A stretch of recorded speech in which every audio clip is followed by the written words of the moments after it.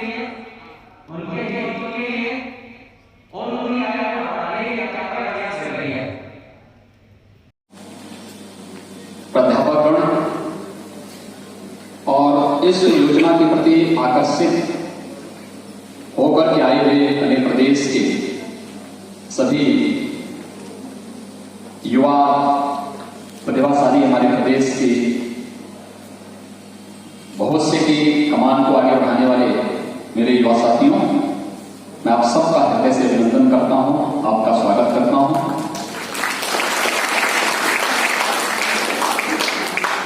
अभ्युदय योजना के बारे में जो मैंने पहले भी कहा, देखा होगा अभी प्रधानमंत्री जी ने 10 दिन पहले झांसी की घटना का जिक्र किया था, जिसमें वहां पे एक बालिका ने अपने घर की छत पर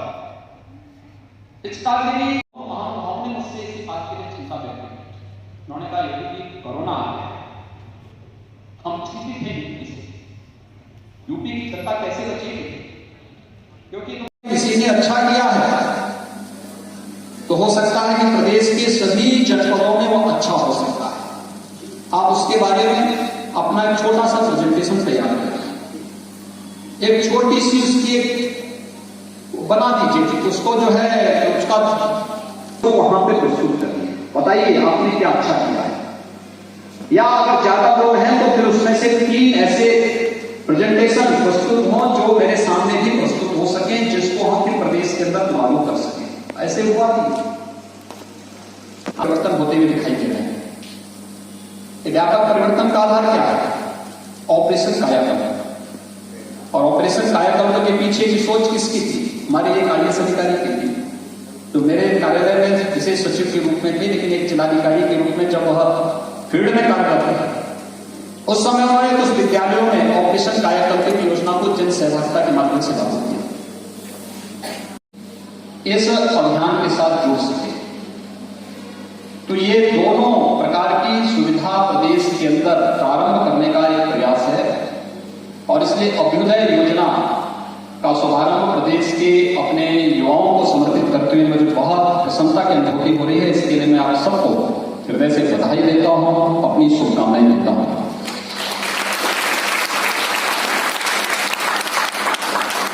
मुझे अपने प्रदेश के युवाओं से 2-3 बातें कहनी हैं, और वह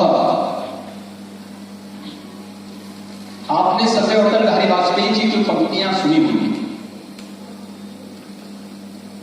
कि टूटे मन से कोई बड़ा नहीं होता,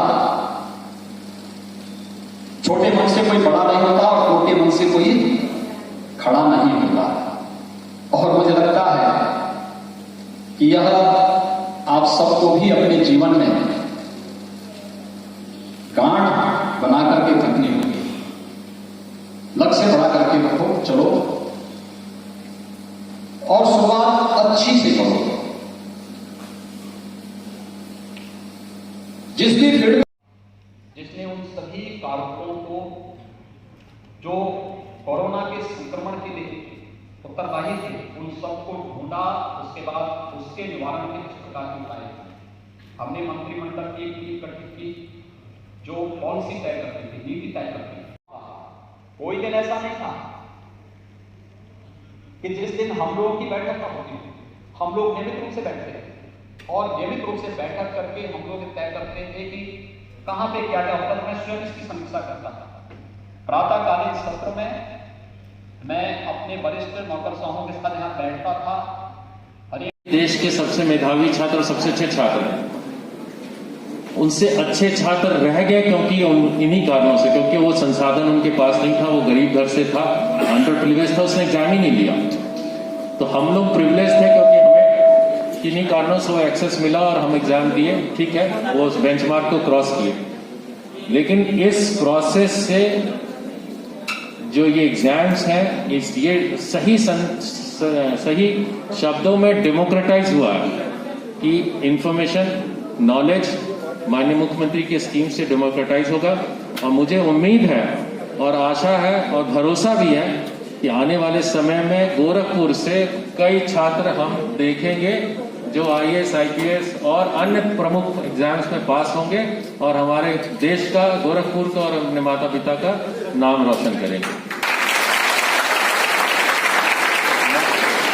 सभी छात्र छात्राओं से अगेन मैं अनुरोध करूंगा, ये 4 अधिकारियों से भाई जो 97 बैच के IPS ऑफिसर है श्री अभिन मोडक, वो उस समय एग्जाम का प्रिपरेशन कर रहे थे और जैसे कि कुछ लोगों ने इधर से कहा कि मेरे घर की कंडीशन ठीक नहीं है, मेरे भी घर की कंडीशन इतनी अच्छी नहीं थी, तो उन्होंने मुझे कहा कि भाई आप कैंपस में जरूर जॉब ले लेना। तो मैंने कहा कि ठीक है। लकीली मुझे कैंपस में 2-3 जॉब ऑफर हुए, उसमें से एक में मैंने डेव मोटर्स में मैंने जॉब किया और मेरा तब भी कभी इरादा नहीं था कि मैं सिविल सर्विसेज के लिए अपियर हूँ। मेरे बड़े भाई जो प्रिपरेशन कर रहे थे दिल्ली में, मैं उनसे मिलने जाया करता था, जस्ट ऐसे ही बड़े भाई थे इसलिए मिलने जाया करता था। मैं डेव मोटर्स में था तो उनकी कंपनी इतनी अच्छी थी कि धीरे धीरे मुझे भी लगने लगा कि मैंने भी प्रिपरेशन करना चाहिए। ये अधिकारियों से संवाद करने का मौका सभी को नहीं मिलता है।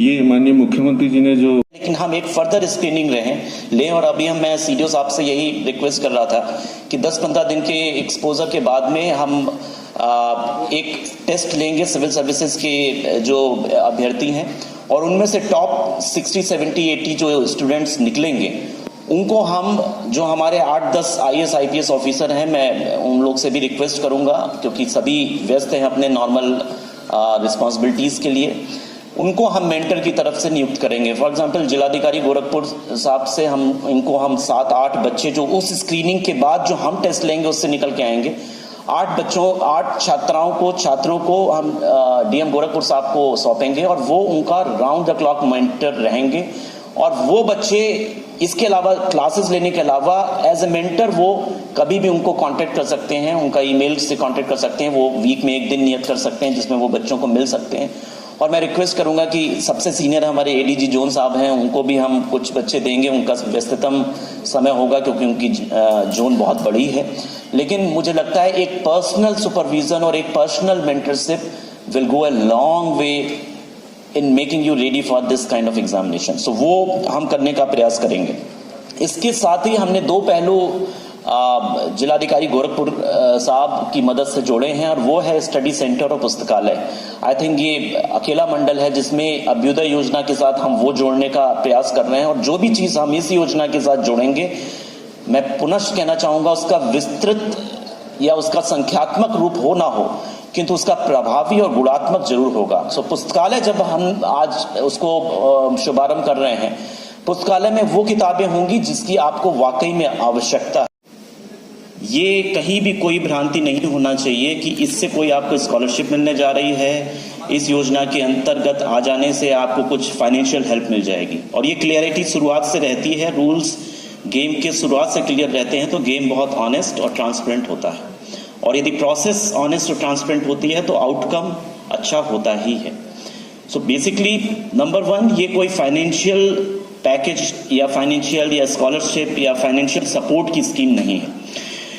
नंबर 2, आप सभी स्नातक या स्नातकोत्तर या MSc मास्टर्स करके आए हैं, इसलिए इस योजना में आपको जो पाठ्यदान होगा या जो टीचिंग इम्पार्ट होगी वो ज्यादा फोकस इस बात पर रहेगी कि आपके डाउट्स क्लियर हो, आपके कॉन्सेप्चुअल क्लियरिटी आए और जो एनालिटिकल अप्रोच होनी चाहिए, जो विश्लेषणात्मक आपकी दृष्टि होनी चाहिए इन एग्जाम्स के प्रति, वो कैसे हो। सो इसमें ये नहीं है कि सपोज मैं राजनीति शास्त्र से हूं या दर्शन शास्त्र से हूं, सो मैं आपको कंटेम्प्रेरी वेस्टर्न फिलॉसफी में हम विटगेस्टाइन डिस्कस कर रहे हैं, उसके बाद कांट भी डिस्कस हो रहा है, कांट की पूरी क्लासेस चल रही हैं, इमैनुअल कांट के बाद में हम हीगल की बात कर रहे हैं, ये नहीं होगा। यदि हीगल का आइडियलिज्म कांट से कैसे डिफर करता है और उसमें कुछ कंफ्यूजन है, उस पर हम जरूर बात कर सकते हैं और उसमें हमारी फैकल्टीज जो भी रहेंगे वो करेंगे। दूसरा, अब ये स्कीम क्या है? पहली चीज मैंने बताई कि हम कॉन्सेप्चुअल क्लैरिटी और एनालिटिकल अप्रोच पर बहुत ध्यान देने का प्रयास करेंगे। संख्यात्मक जाने की बहुत आवश्यकता मुझे नहीं लगती। मुझे लगता है कि हम कुछ लोगों को जो वाकई में इस एग्जाम को क्लियर करना चाहते हैं, और क्लियर इसलिए नहीं करना चाहते हैं कि बड़ा सैलरी पैकेज बड़ा अच्छा है। एडीजी जोन साहब सबसे सीनियर अधिकारी यहाँ पर हैं और वो एग्री करेंगे कि सैलरी पैकेज के हिसाब से आपका प्राइवेट सेक्टर काफ़ी अच्छा है। मुझे लगता है सारे अधिकारीगण जो प्रशासनिक सेवा और पुलिस सेवा के यहाँ बैठे हैं, उनके मन में सैलरी नहीं बट राष्ट्र सेवा, समाज सेवा, कुछ अपने परिवार, गांव, शहर, अंचल जहां से वो आए हैं उसका नाम करने की कामना रही है। और यदि वो कामना आप में भी है तो आप यहाँ पर यूपी, मैं सिविल सर्विसेज की प्राइमरली बात कर रहा हूँ, तो आपका वहां पर स्वागत है। क्लैरिटी अपने गोल की बहुत जरूरी है, क्योंकि मेरे फादर कहते हैं कि मुझे आईएएस बनना चाहिए, इसलिए आईएएस मत बनिए। आपके अंदर से आवाज आनी चाहिए कि मुझे आईएएस ऑफिसर बनना है, इसलिए आईएएस बनिए।